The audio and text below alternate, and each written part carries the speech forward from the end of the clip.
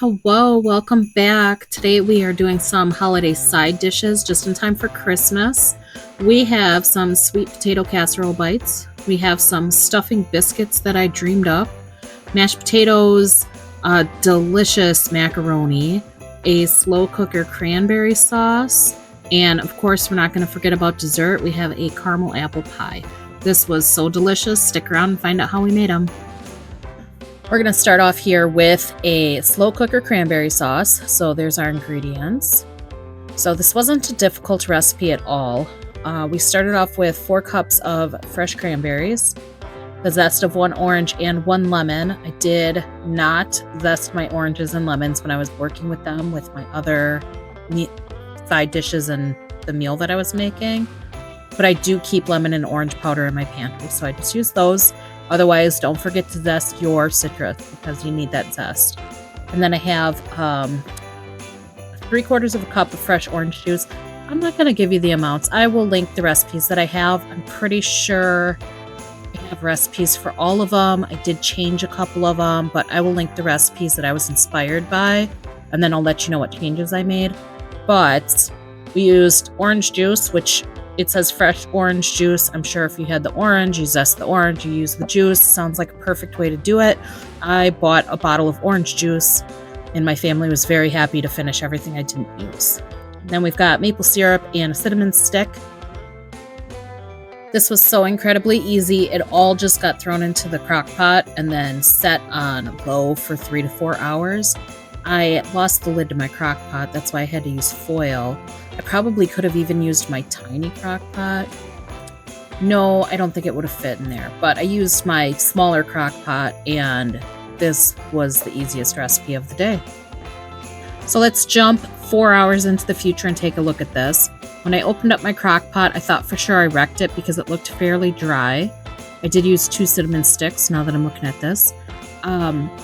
I just stirred it up and mashed up those cranberries, and then you let it cool a little bit and the sauce does thicken up. Overall, I thought this was a decent recipe. I liked how easy it was. It was pretty tart though, and my kids weren't thrilled with it. So I think that if I make this again, which I will, it was a fairly easy recipe. I need to add in more honey or maple syrup or use something to tone down the tartness a little bit. I feel like the cranberry flavor was very good, but it does need some adjustments for the next time that I make it. All right, coming up next, we have sweet potato casserole bites. So I want to say first off, I don't really care for sweet potato casserole. I think it's too sweet. I don't really care for the brown sugar on the sweet potatoes, and the marshmallows just make my teeth hurt. I love marshmallows, that's not the problem. But all of it together, it's just too much for me. So I thought I'd make these, and I was quite surprised at how much I liked them. Okay, but whatever, blah, blah, blah. I know I talk too much. I think I had 2 or 3 sweet potatoes. Scrub them. You can peel them if you want. There wasn't really a point. Cut your ends off and then either slice them to about a 1/2 inch thick. Nope, it says a 1/3 inch thick.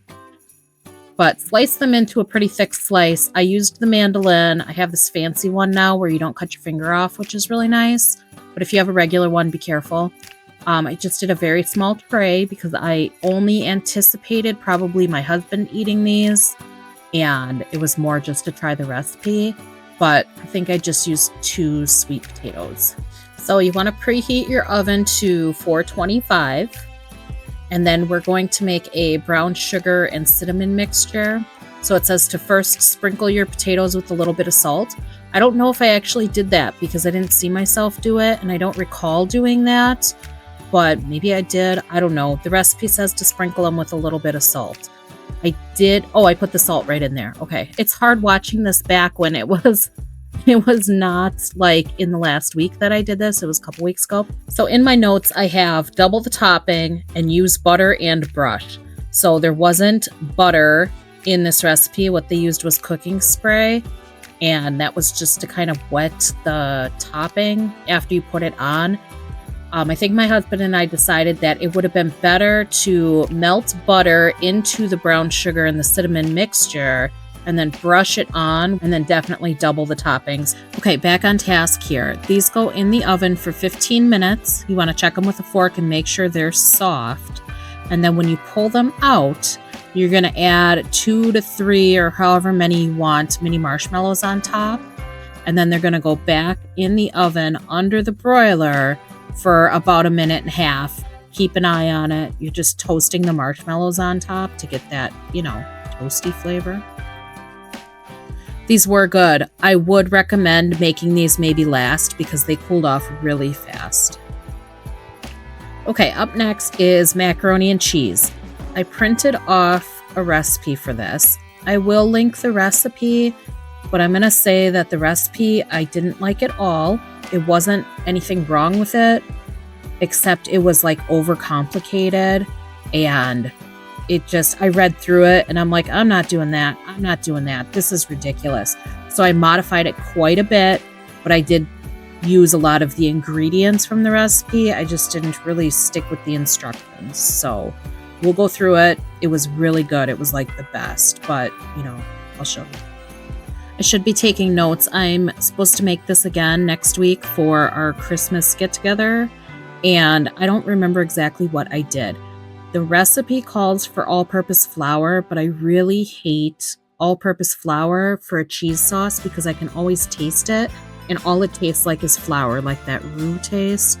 So I always try to make it without it, and this time it was a success. It was so good. So we're starting off with, looks like half stick of butter, half a can of evaporated milk. Let that warm together and the butter melts. I used about a half of a container of heavy whipping cream. Let's see what kind of seasonings we have. Paprika, garlic powder, pepper, salt. I think it was around this moment when I thought about the evaporated milk and said, what am I going to do with it otherwise? And I dumped the other half of it in. Here we go with the cheese. I was cleaning out my fridge when I started dumping cheese. So I've got a little bit of shredded cheddar. I don't even know why that was in the fridge. That was ridiculous.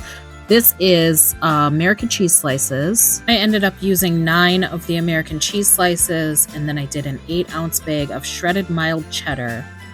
I am going to throw out there that this may have thickened nicely because I used pre-shredded cheese, and that has that cellulose cardboard powder on it. I don't normally have pre-shredded cheese, but I got it, and it was like in my fridge, and I was trying to use it up.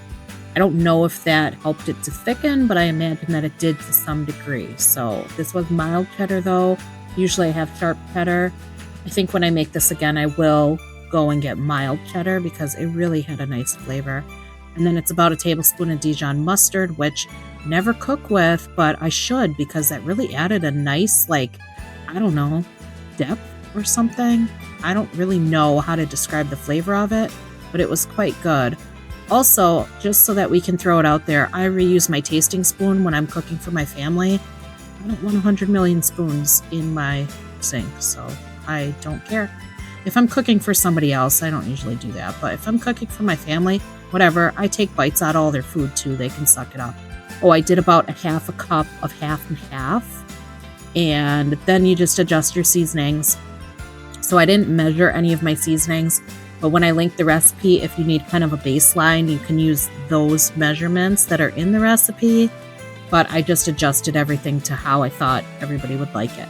So always adjust your seasonings, make sure you taste everything, make sure everything's on point for how your family likes it, because even if you print off a recipe, that doesn't mean that everybody's going to like the seasonings in it, and you have the freedom to change whatever you want because it's your kitchen. So the recipe that I will be linking, it had 2.5 pounds of cheese in it. I didn't use nearly that much, and I thought it was very cheesy. It tasted really good. I'm not against using cheese by any means, but I don't feel like it needs 2.5 pounds of cheese. It is supposed to be baked, and you're supposed to cover it, with the cheese on top and get it nice and bubbly. Like I said, I think the whole recipe was kind of futzy, and I adjusted it just for stovetop. On that note too, this was a good recipe to make ahead of time and have ready to go. I made the cheese sauce, I cooked the pasta, and then I left it separate. And when it was time to eat, I mixed them together And the pasta did stick a little. You can rinse your pasta. That helps with that. I don't think I did rinse my pasta, but it worked really well because then it didn't get mushy and it was still, hot and delicious. Oh, it looks so good. So this next one is mashed potatoes. The recipe is called the best creamiest baked mashed potatoes. Big long title. I know there's some sort of grammar mistake in that somewhere. That's what it's called. I did not write it.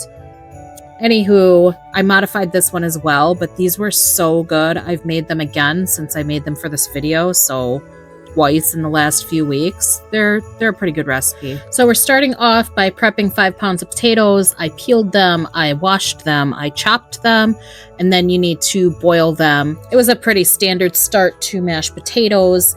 So after you boil them, drain them, and then what it said to do was to put them in the pan, like dry, and cook them for like 3 minutes on medium heat. And what you're trying to do is steam out the rest of that water so that your mashed potatoes aren't soggy and wet.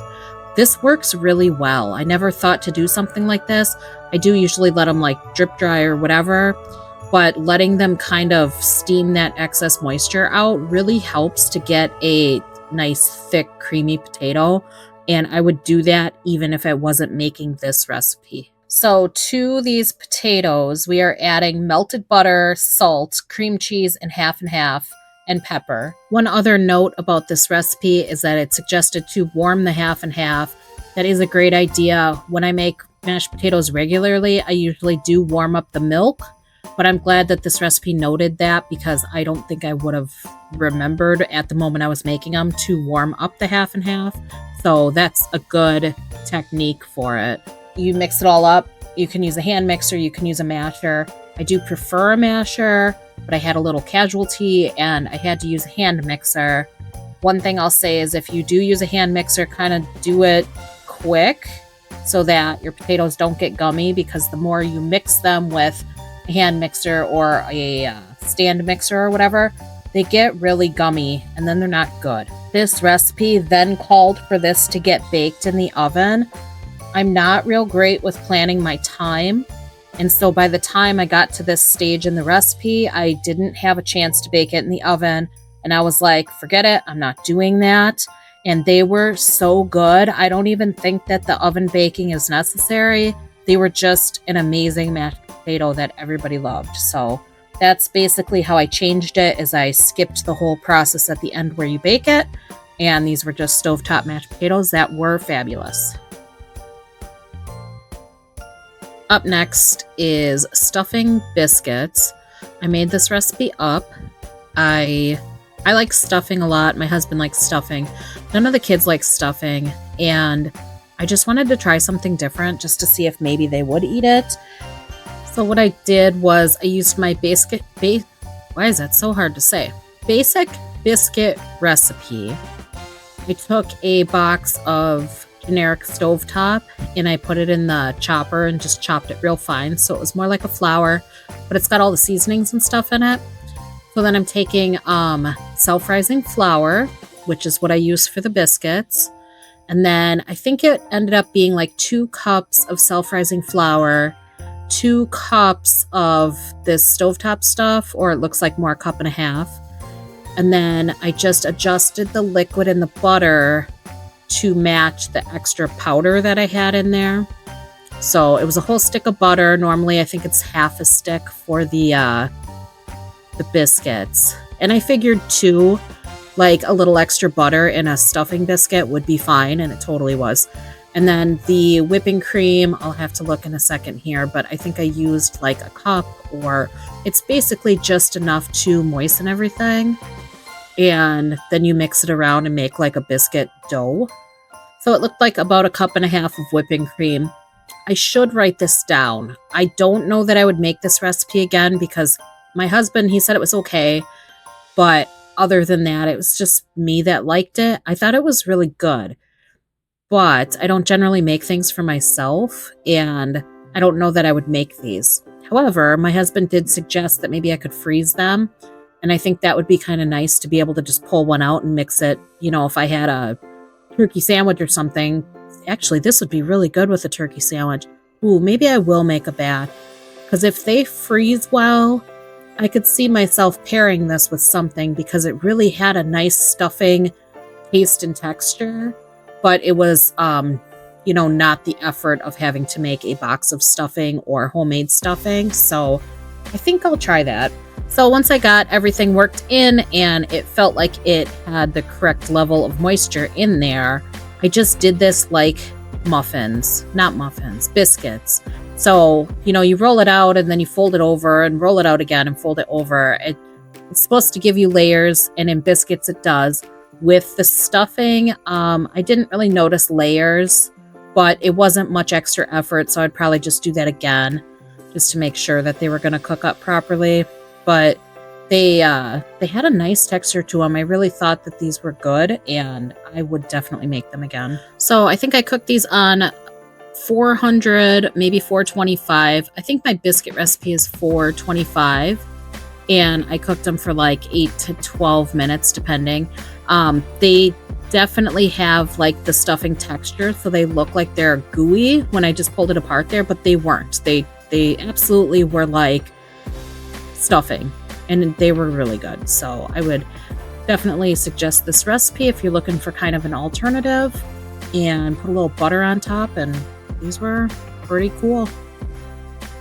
So before you sit down to eat all your delicious food and enjoy the spoils of your hard work, we need to get dessert going. This is a caramel apple pie. This was off of the Pillsbury website, I believe. Man, was this good. I forgot, though, that when you make apple pie, you have to, prep the apples. I was like, oh, I can just whip up a pie really quick because I was just using a pre-made Pillsbury pie crust or whatever. And I thought in my head that this was just going to be super quick. And then I remembered that I actually have to prep the apples. And then I was like, dang, I didn't plan correctly. I'm not good at planning my time. So let's get that done now. If you could do this a day ahead of time, that would probably benefit you. I bet you could even prep this like the night before and then maybe just bake it when you're ready to eat it. I don't know, but it definitely was worth the effort that went into it. It was pretty good. So it says that you need 5 cups of thinly sliced peeled apples. What I did was I took the pie crust and I put it into my pie pan, and then I did up a whole bunch of apples and cut them real thin, and I filled the pie crust. So I don't know if I ended up with 5 cups. It was probably close. It does say it was for a 9-inch pie, and that's what size my pie pans are, so I'm sure it was close. But what you're gonna do is you take a cup of sugar, a teaspoon of cinnamon, and then a 1/4 cup of flour, and you mix that all together, and then you're going to toss your apples in that. So as I was cutting the apples, I was throwing them into this mixture and coating them, and then putting them into the pie crust to kind of gauge how many apples I needed to have done.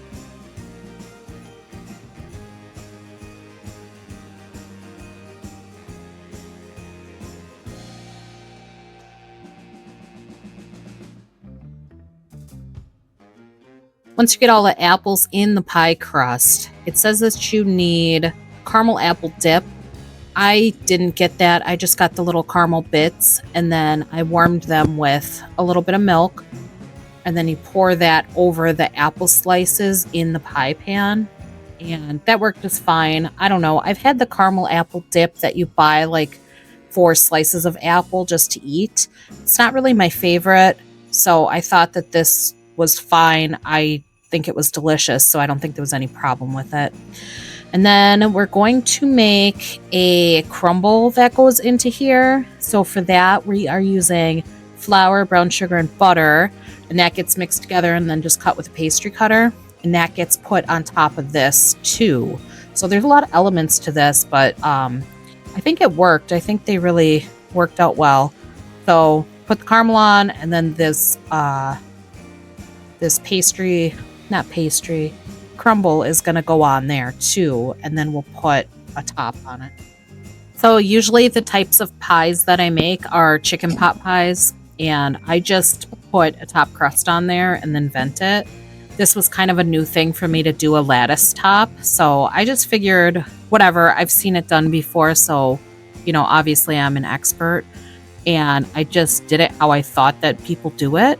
I think it turned out fine. It probably wasn't the prettiest pie by any means, but I'm not trying to win any beauty contests here. So it was fine. It eats the same. It doesn't really matter. And I thought it was kind of fun. I never made a pie like this before. So in some way, just get some sort of top on your pie. And then we're going to bake it for an hour or so at 375. So once this is brown, you pull it out of the oven. It says to cool it 10 minutes, and then you're going to put the caramel topping on. So again, I just used the caramel bits with a little bit of milk, melted in the microwave, and then pour it over this pie. And then let the pie cool for about 2 hours, it says. It says at least 2 hours before serving because you want everything to firm back up. And then you can eat it. And it was really caramely and delicious. So we have come to the end of our kitchen journeys. Let's take a look back at these memories. We had that crock-pot cranberry sauce, which I would make again. These sweet potato bites that are a must-try, I do believe. This modified macaroni that is requested, and my daughter wants it every single night, so I guess that's a win. The delicious mashed potatoes that broke my mashed potato masher, but it was worth it because they were really dang good, and they were probably now my standard mashed potato. These stuffing biscuits that I'm quite happy with, and I think I am going to go ahead and try to freeze those and see if they turn out. And we round it all out with that caramel apple pie that is definitely a must try. That is everything for today. If you want to see some other great holiday recipes, I can link my Thanksgiving video for you. We made some cranberry turkey and some other great recipes for Thanksgiving.